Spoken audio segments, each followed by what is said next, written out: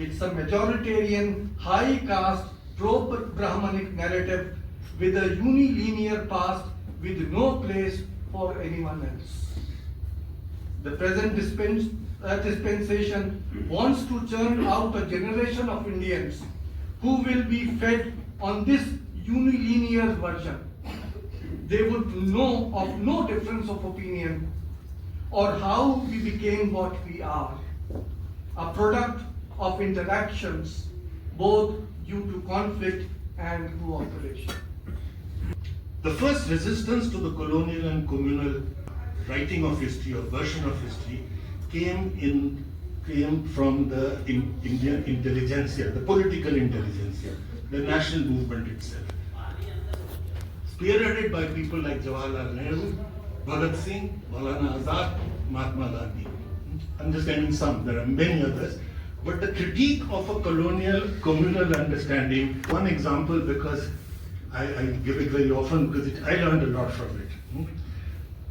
K.M. Munshi in 1951 says about Mahmud of Ghazni's destruction of the Somnath temple. Everybody's talking about it. He says, for 1,000 years, Mahmud's destruction of the shrine has been burnt into the collective subconscious of the Hindu race as an unforgettable national disaster. For 1,000 years, the Hindus are burning with this sensation that we have been subjugated, right? Now, where is the first time that this notion of a Hindu trauma caused by the destruction of the temple occurred? The first time it is ever mentioned, this trauma, is in 1843, middle of the 19th century. Destruction occurs in 1026. So something like 800 years later, it is first brought up where? In the British House of Commons. The Indian people didn't think that this trauma was created. And this is demonstrated brilliantly by the writings of Professor Ramila Thapar. She's written a whole book on Somnath, and I just give you two of the facts, not factoids, that she has brought out in her book. That 150 years after the Somnath temple was destroyed, a Hindu king rebuilt the temple, and he didn't even mention Mahmud of Ghazni. It's not of any consequence, rebuilt it. Second fact, 250 years after the destruction of the temple, remember destroyed in 1026, 250 years later, a Muslim trader is given permission to build a mosque in the temple premises. With the Hindu priest, with the local king and the public accepting it. Where is the trauma? So the trauma is a constructed memory of the past. This is the bread and butter of communalism. That is why they need to create this constructed memory that Muslims have always been tyrannical, and that Hindu society and Muslim society has been divided for thousands of years. That's why your Prime Minister keeps saying, kabhi 1,000, kabhi 1,200, that is because not being a historian, 200 years mein kya farak padta hai? But he's been saying that for 1,000 years, we have been suppressed. Where does this come from? The British in the 19th century. That's why I said the link between the two is very, very important. What did the nationalists do? How did Jawaharlal Nehru, month before Ramila Thapar, what did he write in the discovery of India? He says that Ghazni was far more a warrior than a man of faith. He developed an army raised in India with a general named Tilak to fight several wars in Central Asia against other co-religionists. He was destroying other co-religious Muslim principalities or kingdoms using a Hindu general called Tilak and an Indian army race. So there is no question of this being a Hindu versus Muslim fight. The scholars have agreed that destruction of religious places was routinely occurring in the ancient and medieval past for reasons which involved sometimes wealth, sometimes establishment of political authority, and it had nothing to do necessarily with religion. What we are trying to do is now create a memory that it was all about a fight between two religions. completely different training and background. Now, D.D. Kosambi is one of the best examples of somebody who is not trained formally as a historian, but he trains himself. And he learns Sanskrit, Pali, Prakrit, and so many other languages, and the discipline itself and the way he learns the methodology. That is what is important. So when I say non-academic or unacademic, I should have said, I also meant that the non-professional historian, that is where the problem lies. And I have recently reviewed a work which has come out in Frontline, and for the details you may look at that. But what is very interesting in that work is there is a conversation between a serious scholar, a historian, and this person. The serious scholar is has a certain kind of page width, and this interlocutor has the same, if not more, and making all kinds of wrong statements, not just a bad interpretation, the incorrect statements over there. And that is what comes when you are not a professionally trained historian. That's what happens. That is the problem that I'm actually talking about. I'll also amplify on this on one other issue when you were asking about the reaction of, let's say, non-Indian historians. Because they're not necessarily in Britain, they could be in American universities, somewhere else in Europe, and so on. About the critique of colonial histories and so on. Now, in my area of specialization, early Indian history, one of the arguments that was always made is about the pre-colonial, the pre-British history, as really demonstrating how Indians lacked a political state unity, as well as states of great standing. And this very great theory came up of the segmentary state that became very, very popular. And the argument was that there was no real political sovereignty. Instead, what these states demonstrated was ritual sovereignty. Right? So this was something that came up in the 1980s. After so much of work had happened, so much water under the bridge to show that there were so many different states in different regions and over this very vast period of time. So there has been, I don't see that that stance has changed in terms of, so it comes back. The new imperialist and new colonial arguments come back in this fashion.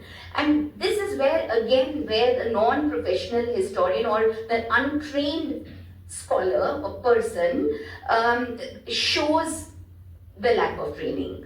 Where in a very popular book, in fact, I see that this person is called to all kinds of meets. This is a Litfest historian. And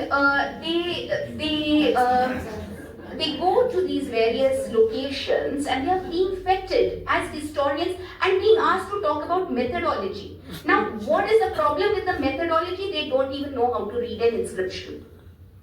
They don't know how to read a single inscription. Forget the 20,000 inscriptions of the Cholas that is out there. Yeah? And that is where the problem lies. So this person, I was in one discussion and the person was asked about his experiences, because it's a Litfest culture, right? So experience as a historian. I mean, nobody asks me that, not in the classroom, not outside. But the experience as a historian is that when he enters a temple, the smell of sheep everywhere. Sheep. Arden. Okay, I mean goat, sheep. Yeah. And the reason is, I will now tell you, that in many inscriptions you have the gift of goat and sheep. Okay? Now our man doesn't know that the sheep are not kept inside the temple. They are gifted so that they can be raised somewhere, and on the basis of the hearing, you will have certain amounts of ghee and other things that are brought. Yeah? This is where the lack shows.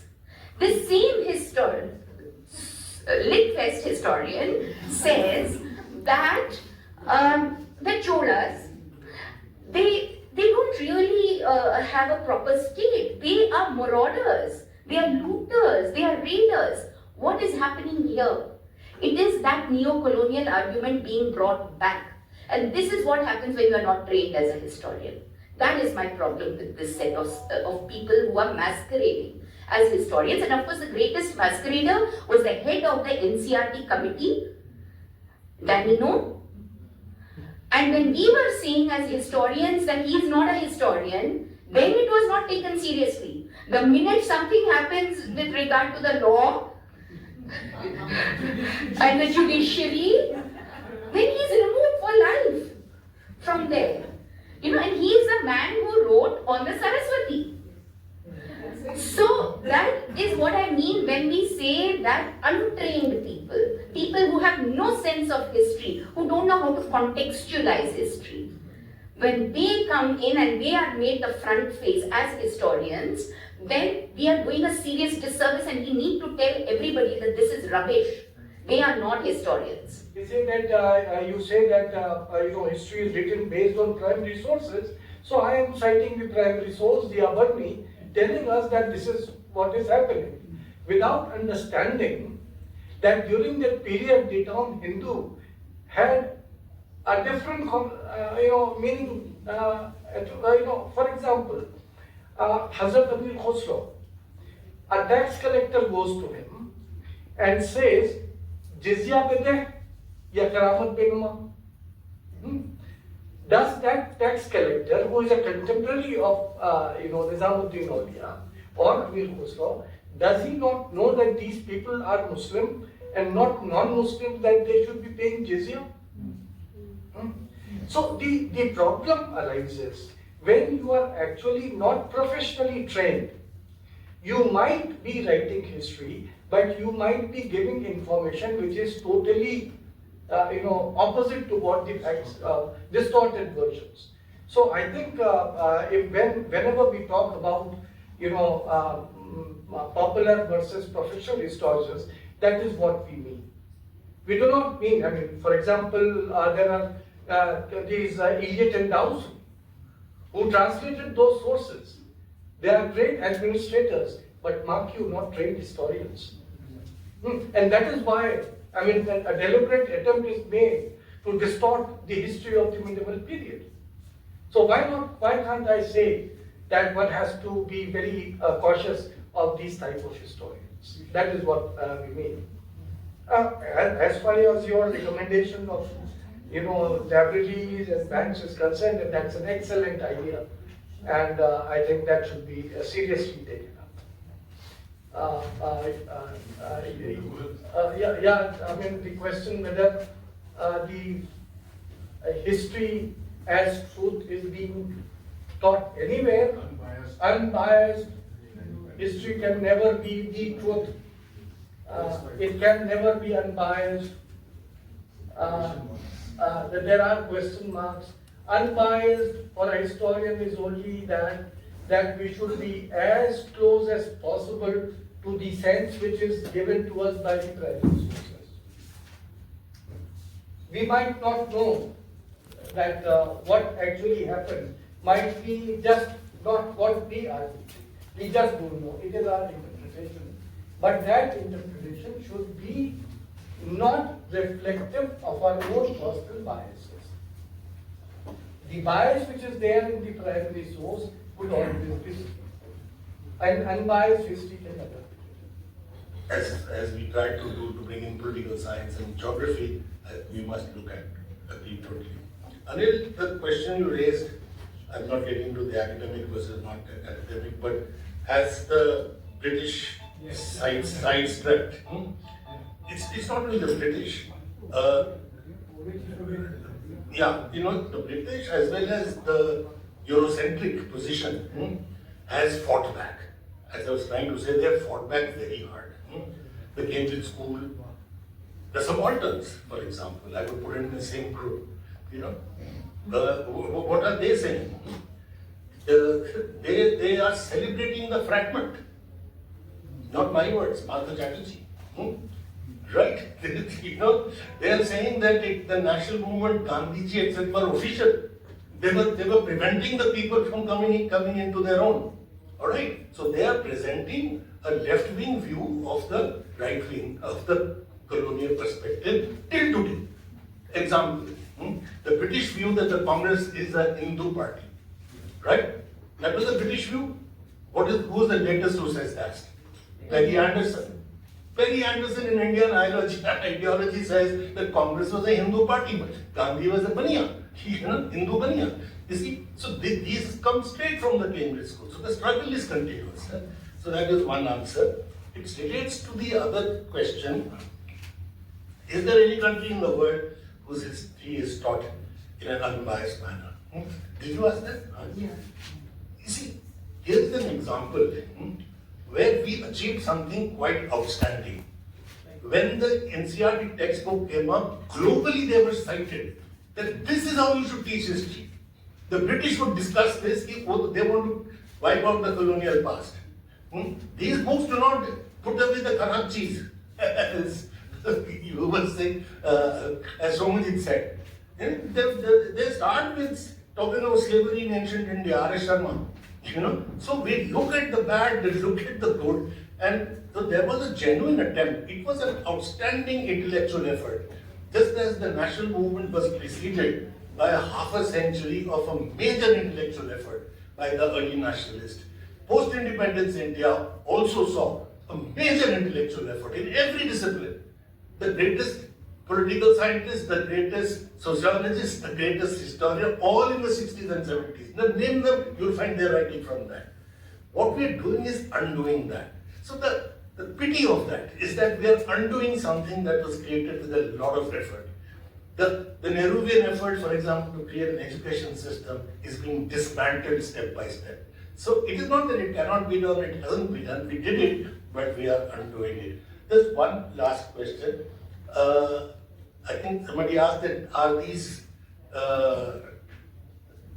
revised books, etc., NCERT books applicable to all? They are technically applicable only to CBSE schools. But the CBSE schools are not a small number. And number two, as Anita will say, that they are supposed to be model textbooks, which others are supposed to follow. That's right. That's right. They have begun. Precisely. So they have a multiplier effect. And most important, the way to influence everybody else, that is the private, others who do not buy these textbooks, is to change the syllabus. अब syllabus ही अगर मुगल निकाल दोगे तो अब जितनी अच्छी किताब लिखते हैं नजीम रिजावी साहब हम मुगल हिस्ट्री कौन पढ़ेगा उसको है ना so that is why so let us realize that the attempt is the fastest attempt at mind control that is happening it is no small business and therefore the struggle against it is also not going to be a small business. Of the Kerala board, which has tried to include all those things which have been banished from the NCERT textbooks. So that is the only state, not West Bengal, but Kerala, which is giving supplementary textbooks to their students so that the old course should Can I just add, because I'm on the Kerala committee, till class 10, Kerala, many states make their own textbooks, but right now, many of the states have given up what their NCERT should be doing and completely going into NCERT. It never happened like this earlier. Kerala, because 11th, 12th books they were using from NCERT, and once NCERT deleted things, the new books have not come. Once they deleted, that Kerala decided to bring out the deleted chapters and gave it to students and said it's your right to know what has been deleted and ask why. Okay. We all know what's happening in places like JU. I think I would say that what we need to do, one, as we know this is not only at the textbook level, we know it's not happening only to history. And as you mentioned, we had done this 25 years earlier.